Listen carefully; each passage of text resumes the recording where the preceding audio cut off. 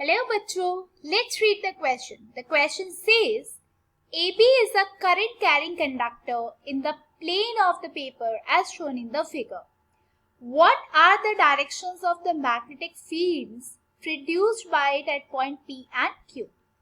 तो देखिए यहाँ पे क्या है कि आपको यहाँ पे करंट कैरिंग कंडक्टर दिखाई दे रहा है, ओके, एंड ये कैसा है, in the plane of the paper की तरफ है। इस तरीके से कंडक्टर को प्लेस किया गया है। आपको बताना है कि डायरेक्शन ऑफ मैग्नेटिक फील्ड जो प्रोड्यूस हो रही होगी इस करंट कैरिंग कंडक्टर के कारण, राइट, कहाँ पे, at point P and at point Q, वो कितनी होगी, ओके, मतलब कितनी नहीं होगी, मतलब उनकी डायरेक्शन क्या होगी, ओके। एंड मोर ओवर यहाँ पे गिवन है कि R1 is greater than R2, where will the strength of the magnetic field be large? Okay, तो देखो क्वेश्चन में आपको क्या गिवन है, पहले ये समझते हैं कि आपके पास यहाँ पे क्या है, आपके पास यहाँ पे एक करंट कैरिंग वायर है लाइक दिस, जिसमें करंट इस डायरेक्शन में फ्लो है।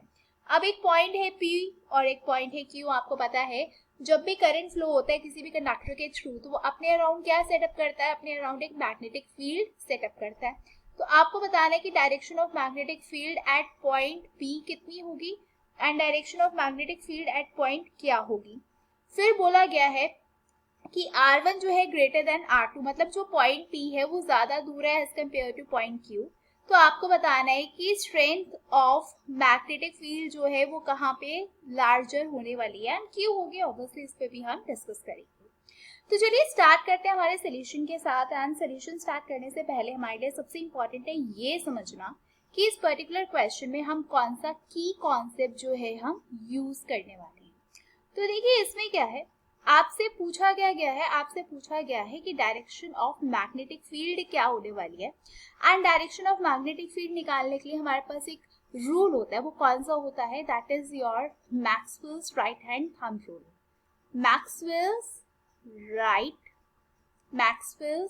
राइट हैंड थंब रूल जो है हम ये यूज करते हैं क्या निकालने के लिए, हम ये रूल जो है वो यूज करते हैं डायरेक्शन ऑफ मैग्नेटिक फील्ड निकालने के लिए, ये ओके।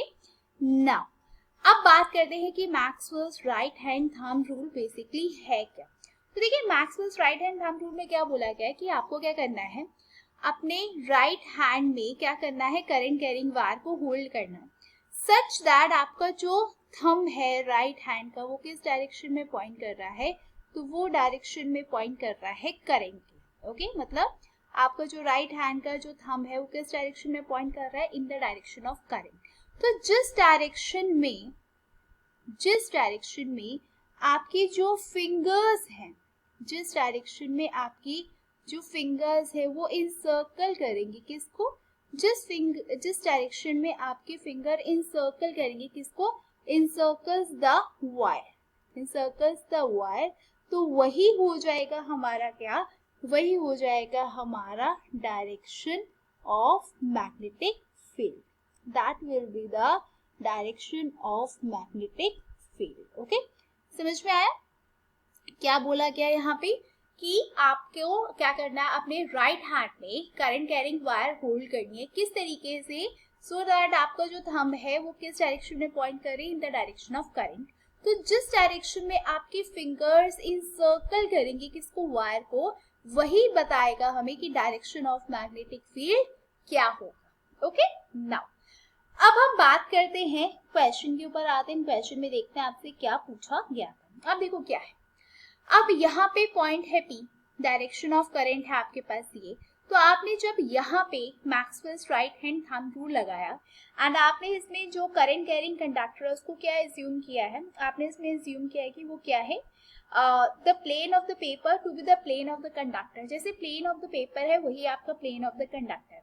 तो जब आपने यहाँ पे P पॉइंट पे Maxwell's right hand thumb rule लगाया तो आपको यहाँ पे क्या ऐसे लगेगा, आपको यहाँ पे ये अप्लाई करने के बाद आपको ये लगेगा कि P पॉइंट पे जो मैग्नेटिक फील्ड है, कहाँ पे, जो P पॉइंट के ऊपर जो मैग्नेटिक फील्ड है वो कहाँ की तरफ होगी, अगर आप अप्लाई करो तो आप देखोगे that would be into the plane, ठीक है।